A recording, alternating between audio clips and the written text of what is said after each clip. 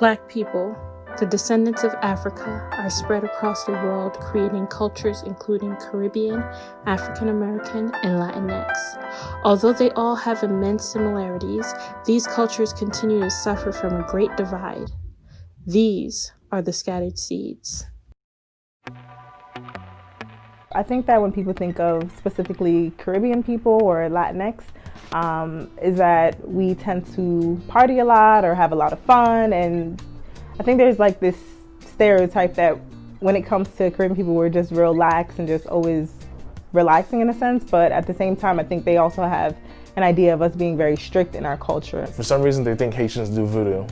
Don't know where it comes from, but I could have sworn it was like an African thing. I'm not saying Africans do it or whatever. Don't even know where all the voodoo talk comes from. Voodoo is done in so many different countries, in Cuba, Santeria, there's so many different cultures that do it that it's just kind of like, I don't know how we just end up being the black sheep that's like, nope, it's them, it's all them. The first thing that people ask me, even at 10 years old, do your parents smoke ganja? Do they smoke weed? Have you ever tried weed?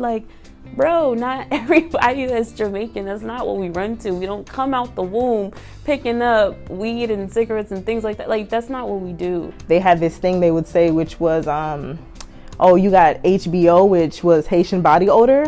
And till this day, I'm like, I don't know what the hell that means. I don't know if it's because I know our clothes might smell like food, because if our mama's cooking, all that grease and all that spice, all that goodness is going to be on our clothes, which I'm like, if you're talking about that, I don't care. But the other one, I'm like, I don't know what odor you're talking about. Personally, I'm like, I know Haitians go in with their lotion. They would make fun of you for being, Caribbean. It wasn't popular growing up to be Jamaican. It wasn't popular to be from anywhere other than here. It shied me away from embracing my culture, and I only wanted to just be American growing up. We would get, again, insulted by other African Americans using the word Haitian as an insult, and calling a random kid who they know is not Haitian to piss them off. When I was younger, most people wouldn't know I was Haitian unless the teacher said my last name, which is Jean Pierre. So they'll look at me like, oh, you're Haitian? And I'm like yeah, they're like, you don't look Haitian. I'm like, what does a Haitian look like? Then I think one person told me real dark skin, ugly. And it's like, oh, that's kind of messed up.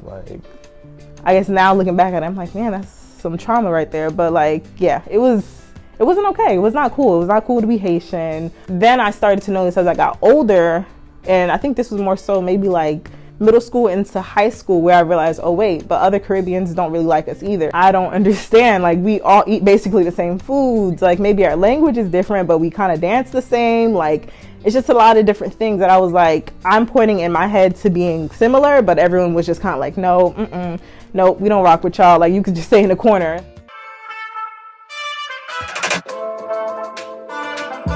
Some of the stereotypes that I hear about Afro-Latinas or Latinos, I guess I would say, at least as of recently, what I always hear is they don't accept that they're black. Where I went to school, there was a baseball team, was all Dominican, and Dominicans my color, they're like, I know black. I know black, we all seen that video on Twitter. For some reason, the Dominicans don't think they're black. They think they're white, but they don't understand that if white people were with them, they'd be like, you're not white either. But for some reason, they have this little brainwash in their head that they're just not black and they're just blatant racist. The ones that look white passing are definitely they don't identify as black, and the ones that are considered Afro-Latina, they just pick and choose when they want to be black. I didn't really get any negative things about Latinos, but for some Hispanics, some of them keep to their community. It's not all Hispanics that venture out into black communities or have grown into black communities. They very much keep themselves separate, especially if they're from a very traditional family. Most of the Afro-Latinos that I know, they are usually pretty proud of being of African descent, but they also embrace, obviously, their Latinx roots. For my mom, she told me some examples of when she was younger in high school, how they would use the word spick or mutt because she was mixed with Spanish and African American. Because she was lighter skinned, because she had a looser texture, people were just jealous, or people felt like she deserved this hate when she really didn't. That's also another great thing that's going on, the acceptance of Afro-Latina, because that, again, was not a thing. They were just, associated with being Hispanic or just Spanish in general. And now there is more of an embrace of the Black side to it all. But what I really notice is like people are almost rejecting them for accepting the fact that they are Black or Black in some way. Like, you're accepting Black now because Black is cool type of thing, rather than just saying, oh, that's so awesome. You're accepting the fact that you have Black heritage. Like, let's try and understand each other. Let's try to work together.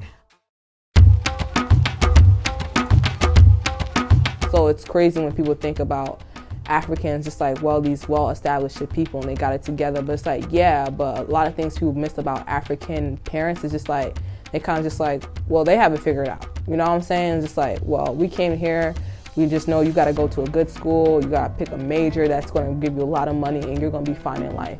At the same time, the negative connotations I hear about Africans is we're very arrogant and just like, oh, we live in huts or, they don't have electricity and all this stuff. It's just like, no, we have a lot. We have a lot. Basically what they would say about Haitians, they would say about Africans. The only thing that we both had in common according to them was we're both African booty scratchers. The African booty scratcher. The booty scratcher. The African booty scratcher. To this day, I'm like, I don't know what that means. I don't know whose booty we're scratching, but like, that was what they would say to us and to the Africans. It wasn't until I actually, like I said, started to educate myself and like be around people, learn about them, learn about their cultures outside of what, society teaches us in school and what's on the media, to really understand like how hurtful and ignorant these stereotypes can be. The news that they play in America, they don't really broadcast things that happen in other countries. They put everything is like limited. So that's why you see when you go on social media like Facebook or Instagram or Twitter, those are actual real life films that they would not show in America on our news station. But over there, they would. When it came to being Nigerian, it's just like, had your grades right, stick to your religion, definitely pray. Make sure you do a job with a lot of money and marry someone who is Nigerian.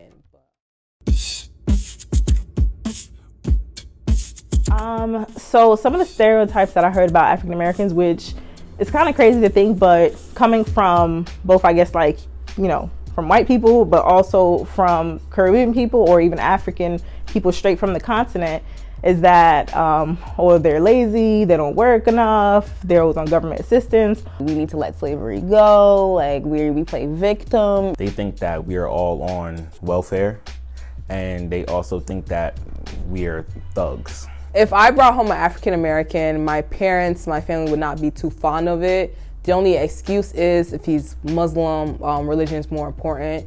An African woman said her culture does not want African women to date an American man because he'll bring her down in the gutter. Caribbean people look at African Americans and they have all these negative things to say, but we're all from one body. Like, I feel like it's like fighting against your blood.